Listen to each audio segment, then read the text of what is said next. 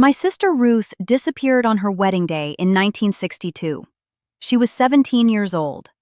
The dress was on, the guests had arrived, the bishop was standing at the front of the church. The groom was waiting. And sometime between the moment my mother fastened the last pin on Ruth's dress and the moment the wedding was supposed to begin, my sister walked out of our world and never came back. I was 11 years old. I did not understand what had happened. I did not understand for 60 years. And when I finally found out the truth, I was 71 years old, sitting at my kitchen table in the early morning with a letter in my hands from a woman I had never met. And I cried so hard, I could not see the words anymore. This is the story I have never told. This is the story of my sister Ruth.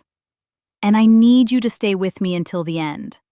Because what I found out, what was hidden, what the community buried and called shame, is not what you think it is. It is something much older and much darker than a girl who simply ran away.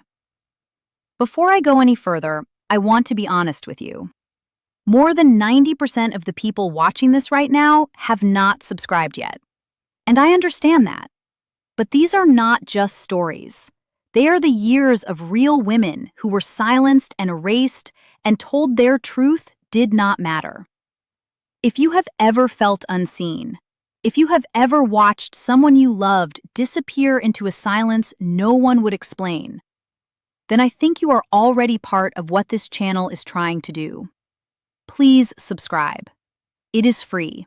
It keeps these stories alive. And while you are here, tell me something in the comments. Is there someone in your own family whose story was never told? I would like to know. Now let me tell you about Ruth. Ruth was 6 years older than me. In our house, in our district in Eastern Ohio, 6 years was a generation. By the time I was old enough to follow her around the yard, she was already doing a woman's work. She could quilt, she could can, she could silence a crying baby by pressing it to her chest and humming something low and wordless that seemed to come from somewhere very deep inside her. She braided my hair every Sunday morning until my fingers were steady enough to do it myself. She slipped me extra bread when my mother wasn't watching. She was the kind of older sister who made you feel that the world had edges, but that she knew where they were and would walk alongside you and make sure you did not fall off. I loved her the way you love someone you have never imagined being without. She was simply there. The way the fields were there, and the morning was there, and the sound of my father reading scripture at the table before sunrise was there. Permanent, woven into the fabric of what was real. And then she was gone, and the fabric tore, and for 60 years, no one in my family would acknowledge the tear. They simply folded it under, pressed it flat, and spoke of other things. The man Ruth was supposed to marry was named Thomas. He was 24. He came from a good family in a neighboring district, which meant his family had land and his father had a solid reputation among the bishops, and no one asked questions about him the way they did not ask questions about men who came from good families. He was not unkind in the obvious ways. He did not raise his voice at the fellowship meals. He had a steady handshake and a clean barn, and a mother who brought preserves to every gathering. I was 11. I did not know how to read people the way I know how to read them now.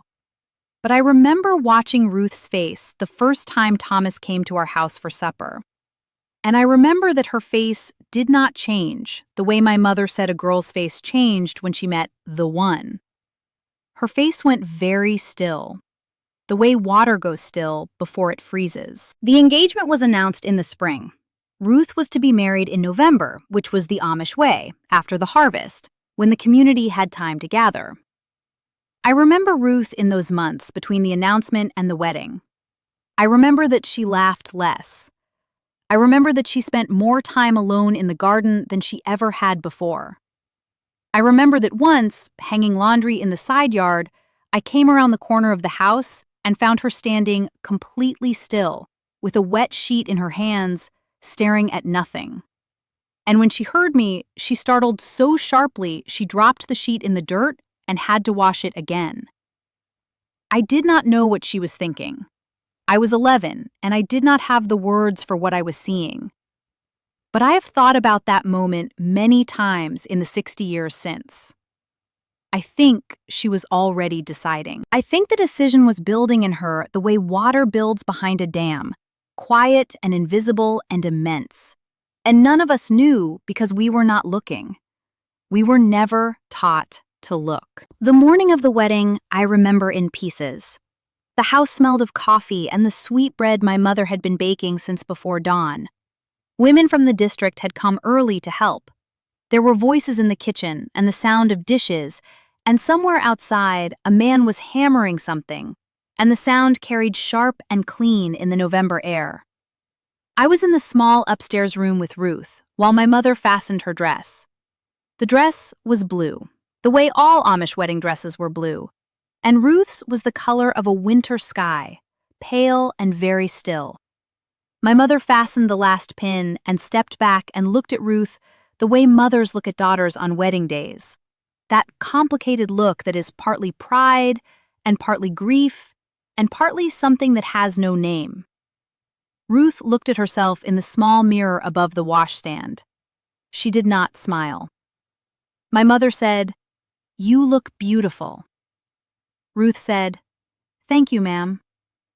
Her voice was perfectly flat. And now I have to tell you the part that has stayed with me longer than any other part of that morning. As my mother went back downstairs to the kitchen, Ruth turned to me. I was sitting on the edge of the bed in my good dress with my hands folded in my lap. She looked at me for a long moment. And then she said, quietly, so quietly I had to lean forward to hear, "Miriam, remember what I told you about the creek path behind Lap's barn. If you ever need to think, go there. It's quiet and nobody follows you." I nodded. I did not know what she meant. I did not understand until I was much older that she was not giving me a piece of practical advice about finding a thinking place. She was saying goodbye in the only language she had. She was gone within the hour. Nobody saw her go. That is the part that still astonishes me even now. A house full of people, family and neighbors and women who had come early to help, and my sister walked out of that house in her wedding dress, and no one saw her leave.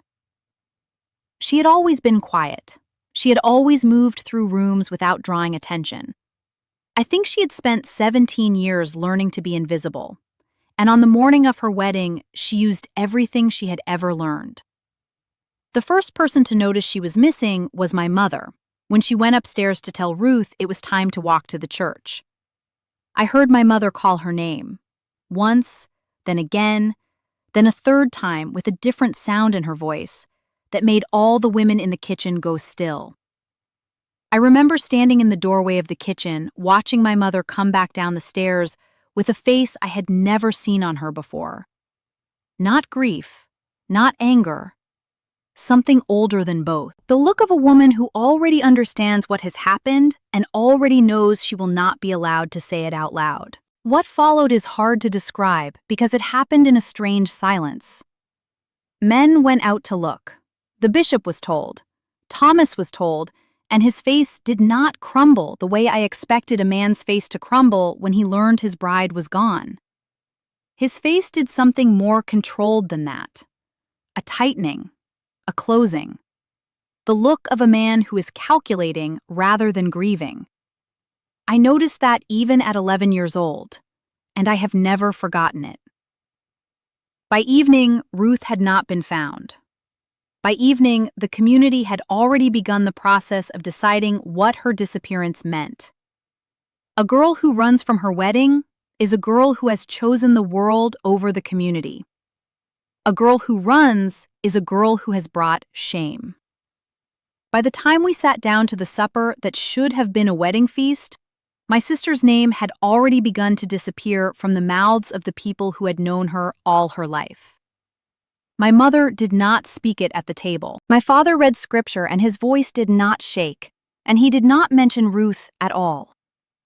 I sat in my chair and I felt the shape of her absence, the way you feel the shape of a missing tooth with your tongue, over and over, unable to stop, unable to believe that the solid thing that was always there is simply gone. Over the years, I tried twice to find her.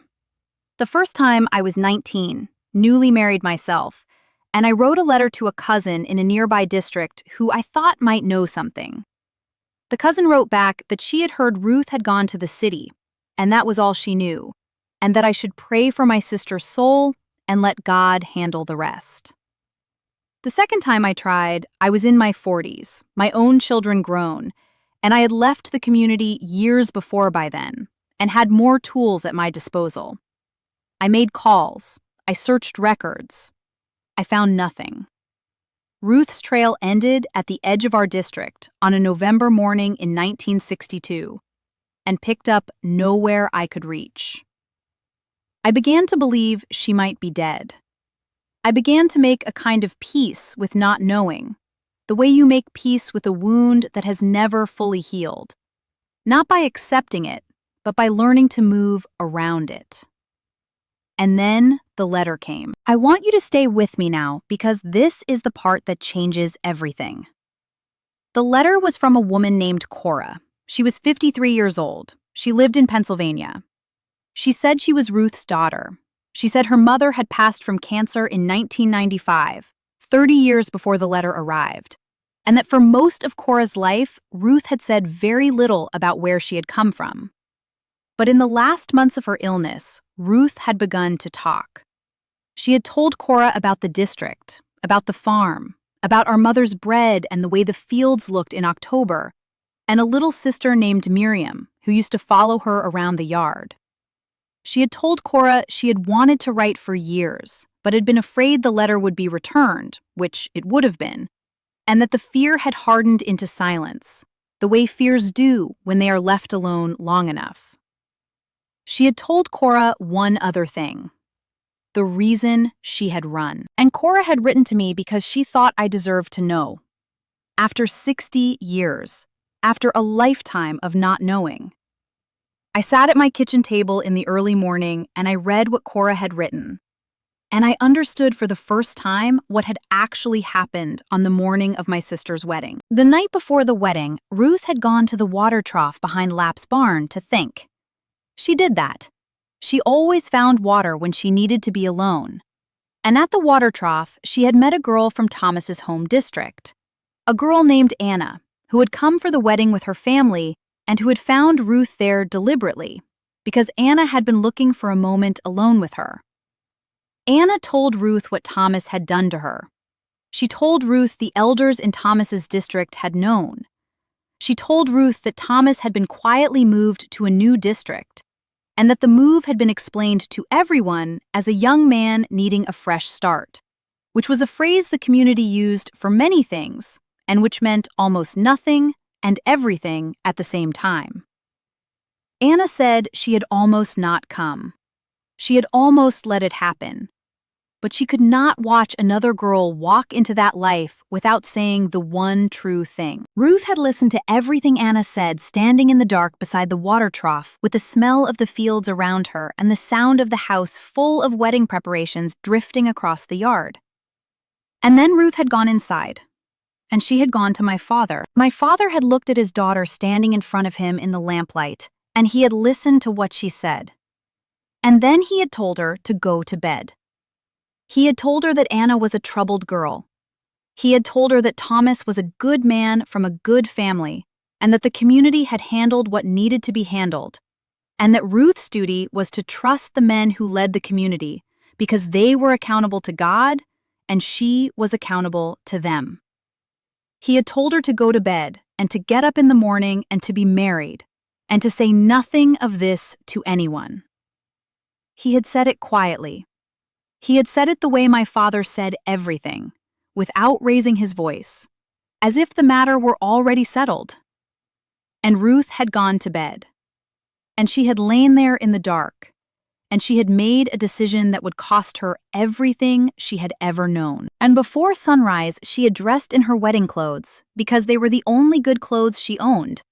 And she had walked out of our house in the dark. And she had gone to the farm of an English neighbor named Clara Hess, who Ruth had once helped when her husband was sick, and who Ruth had believed, correctly, would not turn her away. Clara Hess had not asked questions. She had put Ruth in her car in the early morning, and she had driven her to the bus station in town, and she had pressed money into Ruth's hands, and she had said, "Where do you want to go?" And Ruth had said, "Cleveland," because it was the largest city she knew the name of. And that was where she had gone. She had worked in a laundry. She had eventually found a room. She had met a man, a kind and quiet man named George, who asked her where she was from and accepted without pressing when she said only Ohio and a long time ago. She had built a life. She had raised 3 children. She had planted a garden every spring and canned in the fall, and found a church eventually that felt nothing like the one she had left, but that still believed in something larger than the self, which was all she had ever wanted from a church. She had lived 30 years in that life before the cancer came. She had died at 47. She had never come home. She had tried once, a letter to my mother, which had been returned unopened. And she had never tried again. Not because she did not love us, Cora wrote, but because she said she could not spend her one life knocking on a door that had been bolted from the inside. I sat with Cora's letter for a long time. I read it more than once. I sat with the grief of it, which was not simple grief, but the complicated grief of learning that someone you mourned was alive for decades while you were mourning them, and then learning they are truly gone just as you learn they were alive. I sat with the anger of it, which was not only anger at my father, though there was that, but anger at the whole architecture of silence that had allowed a man to be quietly moved from one community to another, while the girl he had harmed was expected to heal in private and say nothing, and a 17-year-old bride was told to go to bed and trust the men who were accountable to God.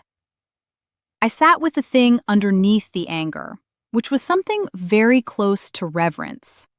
Because Ruth had done in 1962 what almost no girl in her world had the tools or the permission or the sheer interior strength to do.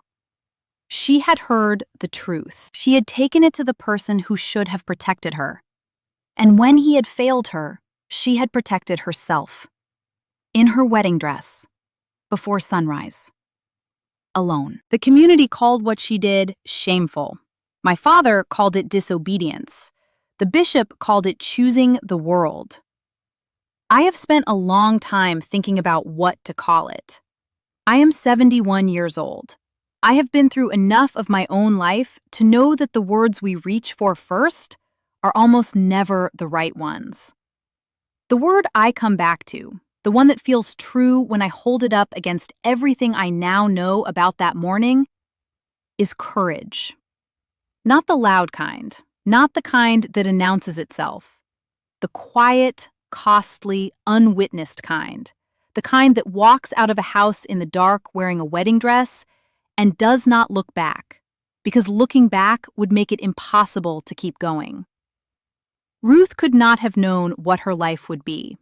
She could not have known Clara Hess would help her, or that Cleveland would hold something livable, or that she would find George, or that she would have children, or 30 years of ordinary mornings in a life she had made herself. She only knew what she was walking away from. And she walked anyway. I think about that in the early mornings now, when I am sitting at my kitchen table with my coffee and the light is coming in low and everything is quiet. I think about a 17-year-old girl in a blue dress, standing in the dark outside a farmhouse in Ohio in November 1962, with a bus ticket to a city she had never seen. And I think, Ruth, I see you.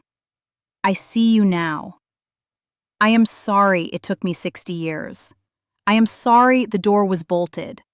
I am sorry you had to walk away from me to save yourself. And I am sorry I did not understand until you were already 30 years gone why the walking was necessary.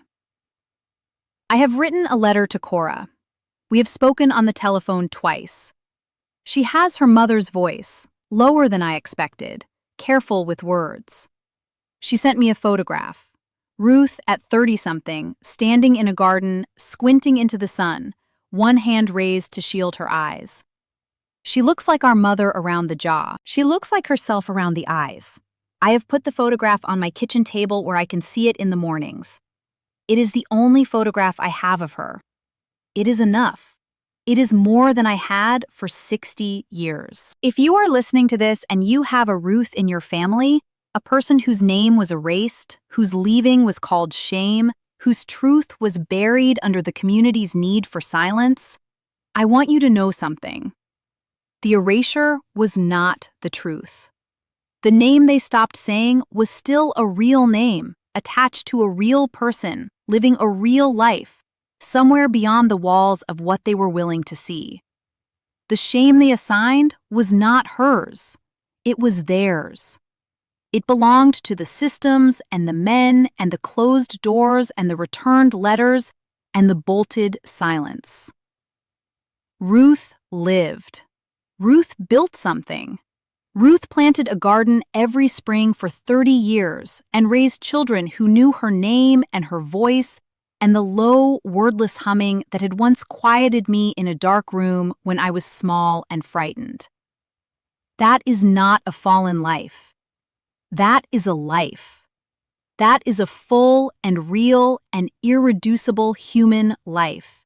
And it was hers, and no bishop and no community and no returned letter ever took it from her. The voice that told her to run was not sin.